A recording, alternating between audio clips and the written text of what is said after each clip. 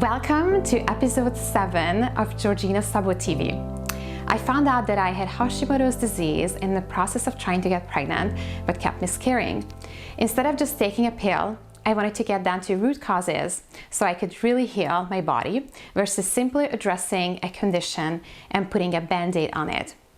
After working with functional medicine Dr. Stephanie Daniel, I was able to put my Hashimoto's disease in remission within 6 months and get pregnant naturally at age 39 and give birth to a healthy baby girl.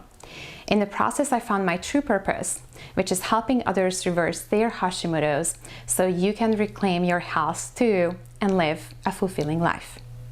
In this episode of Georgina Sabo TV, I'm going to share one of the main reasons I developed Hashimoto's so that you can see and check if this could be one of the root causes of your Hashimoto's too. If you're new to my channel, consider subscribing because I release a new episode bi-weekly. As Dr. Tim O'Brien explains, when you're standing in the pond of autoimmunity and the waterfall is pounding down on you, your best course of action is to go back upstream and figure out where your autoimmunity is coming from. Upon meeting functional medicine Dr. Stephanie Daniel, she interviewed me to get an idea of the symptoms I was experiencing, family history, diet, working environments, and places I lived, so that she could see what I could have potentially been exposed to. We were able to pinpoint the major root cause of my Hashimoto's, toxic mold. About 6 years before I got diagnosed with Hashimoto's, I lived in a house that had black mold covering the entire walls of our master walk-in closet. At the time, I didn't really know much about mold besides it looks yucky. We mentioned it to our landlord, who came out to take care of it by spraying bleach all over it. Now I know that mold itself is toxic and releases mycotoxins in the air. Combine that with bleach, that's super toxic too. Together, they create another dangerous toxic chemical bomb. And we ended up breathing that in night after night since our master closet was attached to our bedroom where we slept. And of course, our clothes were covered by it too, that we put on, that touched our skin, and all that toxic stuff went inside our bloodstream through our skin too. Did you know that chemicals make their way inside our body through our skin within 26 seconds? Scary. We lived in this house for 3 years. Imagine the day-to-day impact that we were exposed to. When we look back on the timeline of events and my thyroid hormone levels in my medical chart, we can see that this is when everything started going out of whack. Due to most conventional institutions only looking at TSH levels, I didn't find out I had Hashimoto's until a couple of years later, when I had an entire thyroid panel test. Also, the ranges that are considered normal by conventional medicine are a lot higher than functional medicine standards. So the two big takeaways from my story.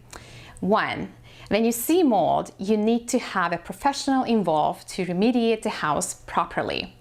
If they can't do that, you need to get out and don't bring your stuff with you because it is too contaminated. This may sound like drastic measures, but this is the only way to recover. If you don't remove the source, you're never going to get well. Until you eliminate it entirely from your environment, you're repeatedly exposing yourself to a trigger. And make sure to get proper testing to see what you have. A functional medicine doctor can help ordering a test and reading the results to provide you with a suitable detox protocol with very specific binders. Binders help pull these toxins out. Number 2, only looking at thyroid hormone, TSH, will not give you a full picture. You need to have a full thyroid panel done. I shared what that includes in a previous blog post. I will link to it below this episode. Now, could you have been exposed to mold if you didn't see anything growing on the walls? Absolutely. Mold can grow behind the walls that we can't see. Sometimes we can't even smell it. Toxic molds may not be seen, but can come about as a result of water leaks. So the best thing you can do is have your home tested. Many conditions like chronic fatigue syndrome, sudden weight gain, and weight loss resistance are all common conditions linked to biotoxic illness from mold. You can have a mold inspection by a company who specializes in mold, or you can get an ERMI test. It's an environmental relative moldiness index. And it's a kit that you can test yourself. The analysis from this test can be used by researchers to estimate the levels and types of mold inside a property. The test is done by collecting a dust sample. For wood floors or tiles, you can get an ERMI kit. For carpet flooring, best to use an ERMI vacuum kit. Dr. Daniel ordered this for me too.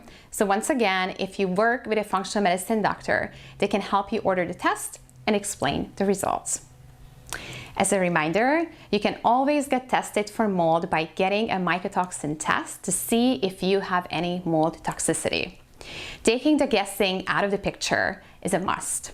Additionally, if you want to know more about Hashimoto's to have a better understanding about the condition, I have a free video with my functional medicine doctor that you can tune into by clicking on the green button below.